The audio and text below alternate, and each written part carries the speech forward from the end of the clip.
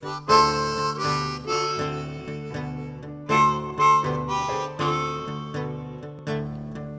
across the UK are getting themselves a bad name.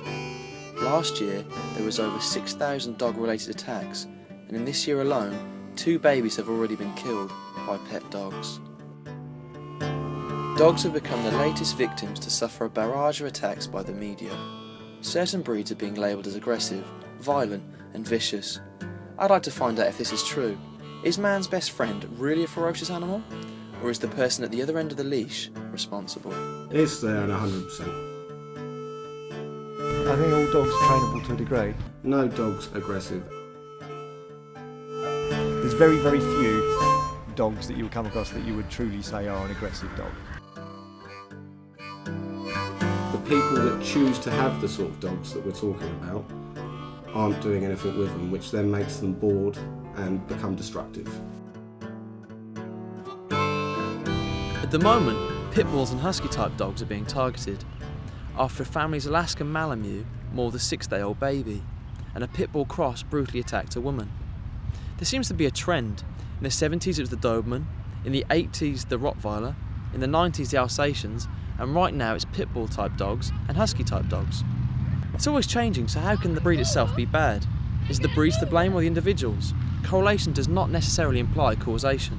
People that want the sort of dogs that the media are classing as dangerous are people that don't really do a lot with dogs, so that causes more of a problem.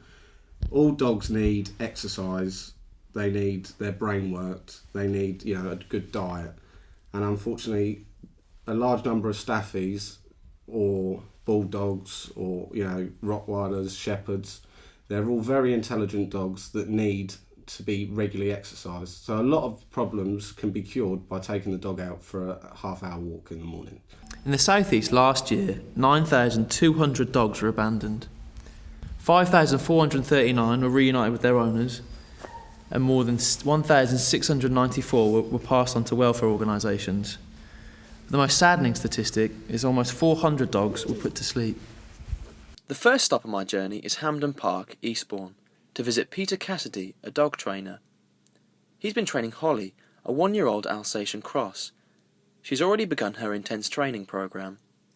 Behind me is Peter Cassidy, a dog trainer from Eastbourne. Today he's working with Holly, a dog that's bitten before and could be deemed aggressive. I want to catch up with him to find out what can be done about aggressive dogs, and if it's more to do with the person and less to do with the dog. Well, she came to me from effectively the equivalent of dog pound. She was picked up in Brighton as a stray. They deemed her to be too dangerous to handle. They couldn't put her into their kennels. So they phoned the contractor for the Eastbourne area to come pick her up. And so they transferred Holly from their van to his, and he took her back to his kennels. But he deemed her to be too much of a problem for them to put the time and effort into, to consider getting her rehomed. So he phoned me and said, would you come and have a look at the dog with the view of taking her on? Because he felt she was, redeemable. But the people from Brighton had a time limit on her, and she was due to be put down the next day if I hadn't taken her. She has a very excitable nature, as you can probably tell just looking at her here. And it does come out as, it looks like an aggressive display. I wouldn't say she's an aggressive dog, and there's lots of different forms of aggression, comes out in different ways. I don't think you would label a person necessarily as being an aggressive person. They have aggressive displays and outbursts, and I think it's the same with dogs. They train these traits we talk about. They can, accidentally. They reward maybe the wrong stuff. An example would be, you see somebody walking their dog past another dog, they say they're on a lead, but their dog lunges and they'll pull their dog away on a tight lead, and they'll try and placate their dog, there, sort of thing. They're actually rewarding that behaviour. So again, it all comes down to training. In a house, they're going to be a lot different when they've just been left. A dog needs discipline, which comes in the form of obedience. So, teaching the dog to sit down, walking well on the lead, not letting them on the sofa, not letting them on the bed. It keeps the dog in its place. A lot of the times people see a dog and see it lunge and bark or something and think, oh, that's an aggressive dog. And really, so the dog gets labelled as aggressive. Yeah. But that doesn't mean that can't be resolved. That can be trained out. You can deal with that. I think someone's getting a little tired of all the chatter. Let's have a look at Holly's training techniques in action. The light line is just a transition to get a dog to feeling off lead. So the weight of this, you can see, is really light. So the weight of this tab is heavier than the line, and she's used to wearing the tab on her collar now. So the idea is you just fix this on to there so it trails.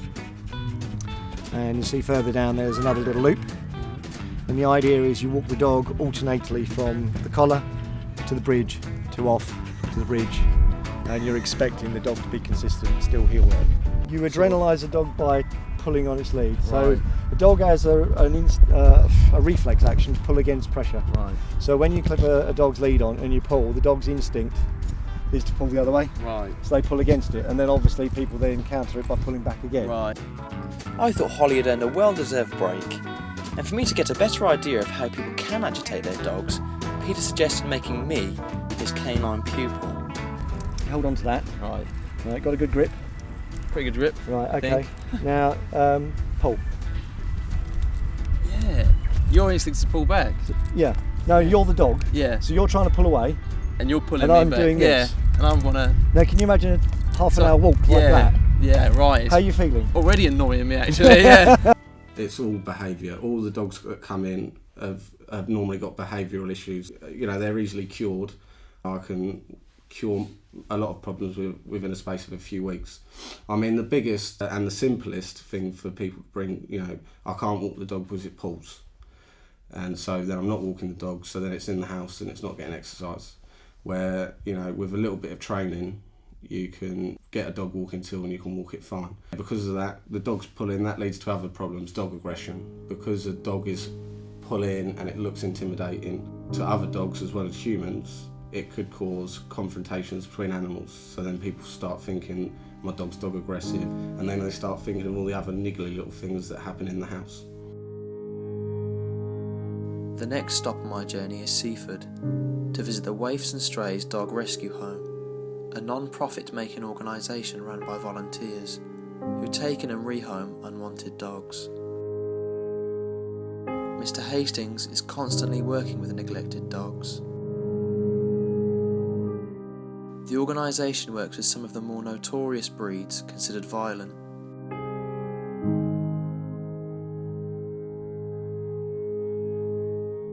We have got a few dogs here that have, you know, bitten people, and, you know, they have got aggressive, you know, nature. But it's been a build-up from they haven't been socialised as a puppy.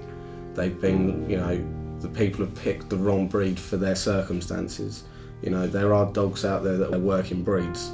People that haven't got experience shouldn't be going near them breeds. They should be sticking with the staffy. The problem these days is that people are seeing dogs as a commodity. They're breeding these dogs, and people are buying them, and they haven't done enough research about them. And sadly, they can't cope with the dog's needs, and that can lead to dogs being abandoned here, or being branded as a dangerous dog. And it's a good deal of both. You know, you certain breed lines shouldn't be bred from, because obviously all you're doing is exaggerating a problem. But there's a good deal of nurturing problem as well.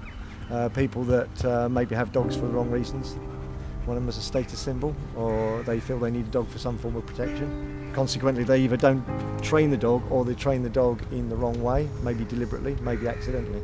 If people seeked help beforehand, and you could get across all the information that's readily available if they were to search it or speak to a trainer, it will cure a lot of the problems. But people, everything builds up, and then one incident happens, and it's like the dog's got to go. For people that have dogs that have got problems, don't wait until it's too late. Now that Holly has finished her 10-week training programme, Mr. Cassidy updated me on her situation, saying, "She will be rehomeable, but it's just a matter of whether I will let her go, because I've invested a lot of time, so I think I may end up keeping her." Holly has made remarkable progress.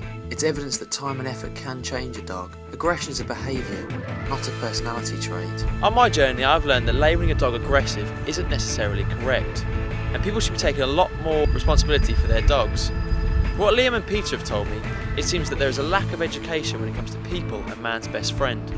Certainly more research is needed when adopting a dog. Dogs are incredible creatures. They can help the blind to see, the deaf to hear, and they can even detect cancer. As George Graham Vest once said, "The one absolutely unselfish friend that a man can have in this selfish world, the one that never deserts him and the one that never proves ungrateful or treacherous, is his dog."